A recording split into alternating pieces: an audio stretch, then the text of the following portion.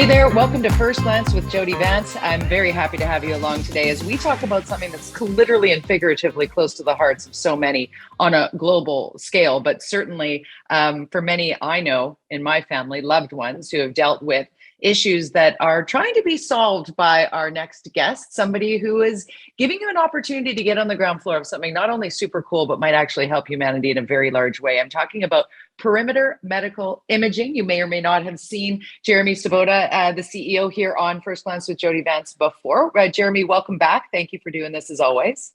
Oh, thanks for having us, Jody. Glad to be back. I get super excited about, let's talk about the stock symbol first and foremost, because it's probably the most memorable one of all of my First Glance episodes that I've done. It is pink. It is pink. Just go there and check it out. But following along on the trajectory of Perimeter Medical Imaging is really something special because the technology is astoundingly fascinating and cutting edge. Can you bring our viewer along to where I am on the storyline? So give us a bit of the backstory before we move into the next phase here. Yeah, just refresh everybody's memory or introduce you if you haven't heard me yet. So Perimeter Medical Imaging is an early stage medical device company. And we began in Toronto way back in 2013. And the problem we're solving is called intraoperative margin assessment. So we had some really smart engineers and former interventional radiologists on the team that said, hey, why is it that in breast lumpectomies or breast conserving surgeries, nearly 1 in 4 patients has to come back for a reoperation?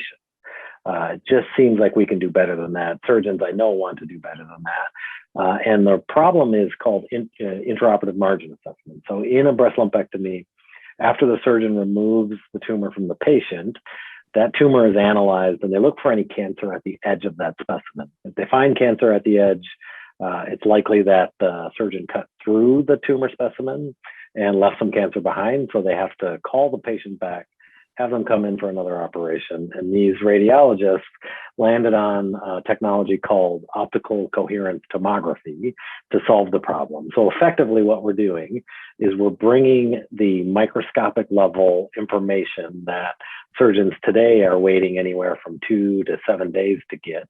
And we bring that into the operating room in real time, so the surgeon can make that margin assessment right away during the first operation and thus avoid all of the costs and complications that would go along with the second operation.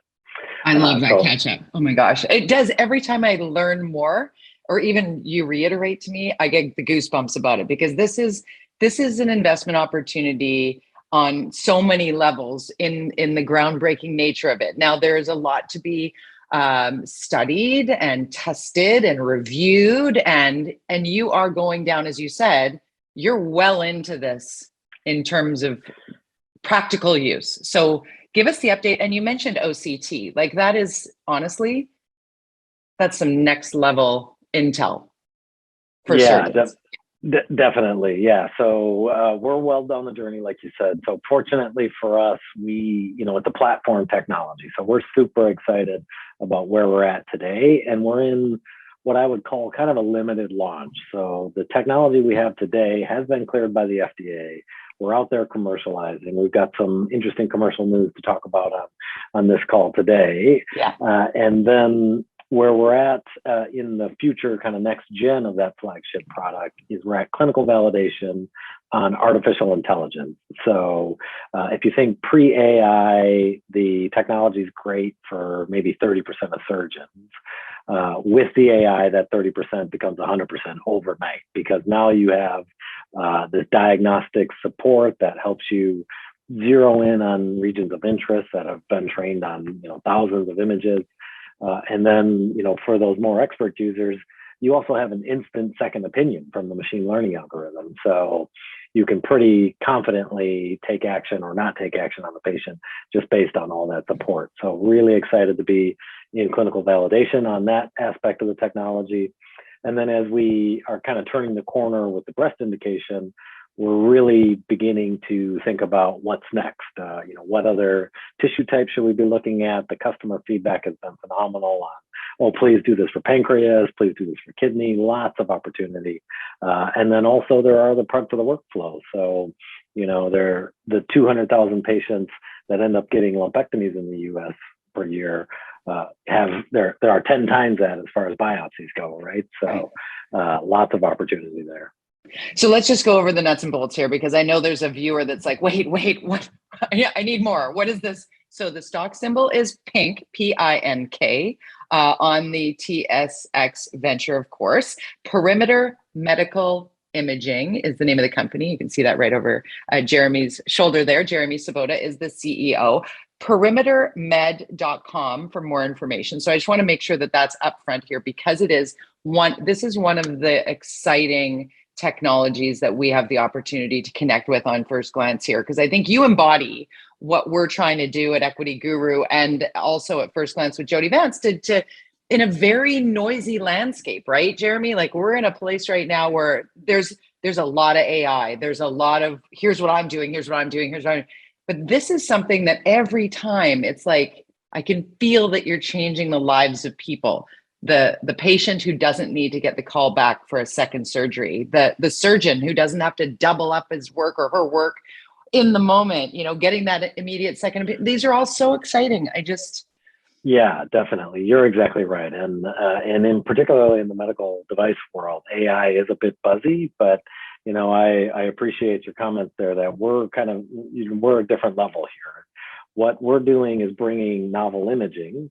We happen to have AI at the same time, and that novel imaging is creating a very unique set of data and database that can unlock so much value for patients, payers, providers down the road. It's really exciting to be at this ground level of this technology and the exciting future we have. And selfishly, for those who want to invest, an opportunity there as well. I will reiterate that I do not invest in the companies that I interview here on, that's my own choice, my own ethics choice. But I will tell you, I would put my dollars where my mouth is here, because I think this is so exciting. And not just because my family has been touched by the stress associated with breast cancer, colon cancer, prostate cancer, that, everybody's having a conversation. As we all hopefully live longer, we will eventually have somebody in our circle, in our family, or ourselves be touched by this. So this kind of technology, this platform, this AI dovetail is really that piece of medical intel that we've all been told would change the world. So let's talk about where we're going next. You alluded to that a little bit. When last we spoke, you actually had some approvals that came into play. Very exciting. And now what have we seen since? Yeah, we're marching on since. So when we last spoke, it was right after we received our investigational device exemption approval. Yeah. So basically that was the last gating item to getting our study kicked off to validate the AI and its clinical efficacy. So green light on that. Now we're marching on. We've launched 2 sites that are live enrolling patients. So we have a site in Memphis at West Cancer Center with a lead investigator there, a guy named Dr. Richard Fine, fantastic breast surgeon. He's been instrumental in ultrasound certification for breast surgeons. So if you think about a perfect parallel, a guy who's an expert in ultrasound is a great kind of cookie cutter template for us to run with education around OCT. And it just so happens that he's the chair of the Coding and Reimbursement Advisory Committee for the American Society of Breast Surgeons. So a great partner to have with us as we look to really unlock the value for whether it's a government payer or a private payer and help them put programs together to proliferate the utilization of this technology to the extent possible. Right. Expand. Let's talk about what it costs to have this technology at the hands of the surgeon. How does that unit look? How much does that unit cost? What is associated with having access to that digital imaging? Yeah, certainly. So the unit it's like the size of a washing machine, I'd say, in the operating room, maybe a little bit smaller. And so it sits in the operating room outside of what we would call the sterile field. So, a circulating nurse or the surgeon, if they want to descrub, could step away from the patient and review the image. And, the economics are such that, I mentioned already, you have about 25% of patients coming back for a reoperation. those patients who come back cost about $16,000 in additional treatment costs. So, you have a $4,000 cost per patient in potentially avoidable, complicated surgery costs. And to acquire the Perimeter technology, it's a capital unit and a single-use consumable device. And to get that, it's kind of a managed solution offering we provide. So it's $1,000 per procedure, and you get the consumable, you get the use of the capital.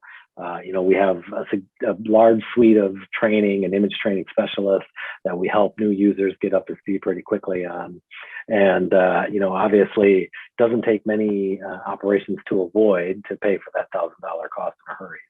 No kidding. That is just unbelievable. And when you're talking about using the digital imaging and taking the efficacy of, or the accuracy, I guess, of being able to capture all of the cells, I mean, it's very impressive. PINK is the symbol on the TSXV, PINK, Perimeter Medical Imaging is the name of the company. You can see it right over Jeremy's shoulder there. Very nice, by the way. Very nice. Yeah. Office background. You're very, I've got the household, you've got the tower cam going on there. Let's get into some of the specifics that are, maybe a little inside baseball-y, but I think are important for people, because I found it super fascinating when last we spoke, the difference between an S series or a B series. Like, there are these two arms of what you're doing. Certainly, yeah. So S series is the flagship version of the technology. So that kind of the nuanced feature there is that technology is actually cleared by the FDA for use on any human tissue. So this is the pre-AI version of the device. S series stands for surgery series. So we want it in the operating room in the surgical suite. And we're really excited to have that out there in surgeons' hands today, because they can use it for breast, but they can have their oncologist friends use it for anything else while we're out there.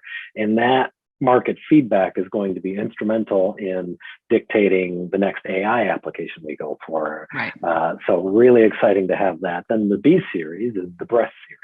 Right. So this is where we are now AI enabled and where we become tissue specific. So the clinical study that we're doing to validate the AI is for AI interpreting breast images. And, assuming everything goes well and we're able to get FDA clearance on that, it would be kind of the flagship AI version of our device. And that's when it, unlocks that 70% of breast surgeons that can pretty quickly pick up the technology. So really exciting. And, you may have seen our news late in the year, we announced our first S series commercial installation. So we have that out in the hands of Dr. Tower, and some of what we were talking about earlier from an economics perspective is great. And she's already seen just the population shift and how it attracts patients and attracts referrals from OBGYNs and all of that stuff. It's really made a splash in her marketplace. I bet it would. Good on Dr. Tower too for recognizing that piece of the puzzle on behalf of the patients, right? On behalf of those who are walking through the door going, maybe I only have to do this once, ever, right? Because it's going to be that next level of care and that next level of technology. This is so exciting, Jeremy. Jeremy Sobotta is the CEO. PINK is the stock symbol. Perimeter Medical Imaging is the company. And I want to reiterate, perimetermed.com. That's why I wanted the B series and S series to just sort of get the Cole's notes here. So when somebody does go to your website, they're like, what is this? Hold on. What's that? What's this? Because there's a lot going on with Perimeter in this moment. Where do you see yourself for an investor who's thinking, okay, I have my hard-earned scratch, I'm pulling it together, I want to go here. Big picture, is there, and I'm the host and interview, I'm not a stock market expert, like the dollars and cents of this, is there something that can be sort of attributed to your goals? Yeah, I think, this is a really exciting time to be getting into the story for sure. So those of us that have been around a long time we were singularly focused on getting this commercial installation of the S series. This technology and its application in breast cancer has been, for all intents and purposes, the number one thing that Perimeter has been working on. And we're almost there with the AI version of that. So really happy to be, we're through development. It's in clinical validation. So really pumped on that. But at the end of the year, we announced financing led by a group called Social Capital. So now we have a much stronger balance sheet to think about what is next. So there's two big avenues that will be, the use of proceeds will be applied to. Number one is, jumpstarting our commercial activity. So one installation is only the beginning of many, many for the future. And we want to make sure that that team is well resourced and ready to be like a coiled spring when that AI is cleared, so we can unleash that team with a fully functional territory and sales funnel built up.